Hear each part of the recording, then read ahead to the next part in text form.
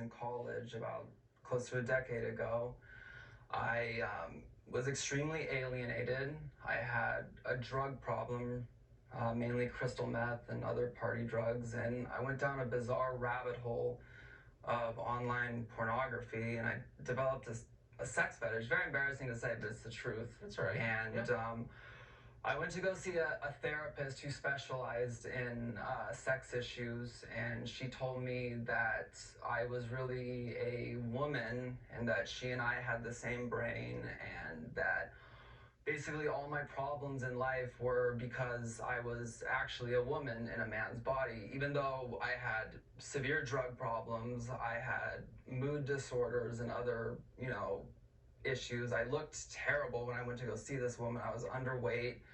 I was paranoid out of my mind from using methamphetamines. And none of that mattered. It was all about having me go to a clinic to get prescribed estrogen and medicine to prevent my body from making testosterone, which I took for many years. And all my problems got worse. It didn't help me. It just added new problems. And I just feel like the therapist I went to go see was an activist who just so happened to practice therapy too. And here in California, there's really nothing to protect people from it. Now it's even more, quite frankly, crazy. It's you can just go into one of these informed consent clinics and you don't even need a therapist's letter anymore. And it's completely patient-led. It's the only form of medicine that's patient-led. So I just advocate for better safeguarding and high quality assessments, because I want to help everyone, whether you're detrans or transgender. I want everyone to have good health care and everyone to be protected.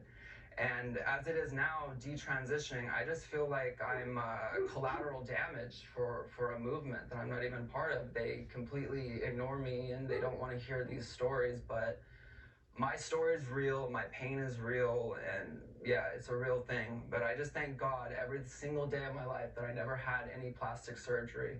I took hormones and it messed me up. I had my facial hair removed, but I do think that I'll be able to bounce back from this. And the way I always describe it, Tucker, is I feel like once I got sober, I started to have actual gender dysphoria when people were treating me like a woman when I didn't before. So yeah, I mean, it was like leaving the Twilight Zone. Some of the better episodes of the Twilight Zone is when the protagonist leaves the Twilight Zone, but everyone else is still in it. But yeah, and I feel like I've been harmed by this, and I just wish that, I don't want anyone else to experience what I experienced. So I'm out of the Twilight Zone, and, I'm a very happy and successful man, and, I just hope that my experience helps somebody. I don't even, it's one of the saddest stories I've heard in a long time. I don't have anything to add to it other than I hope you tell your story far and wide. I hope it's heard by a lot of people. I think you speak for many, and I'm grateful that you were willing to tell us your story. Brian, thank you. Thank you, Tom.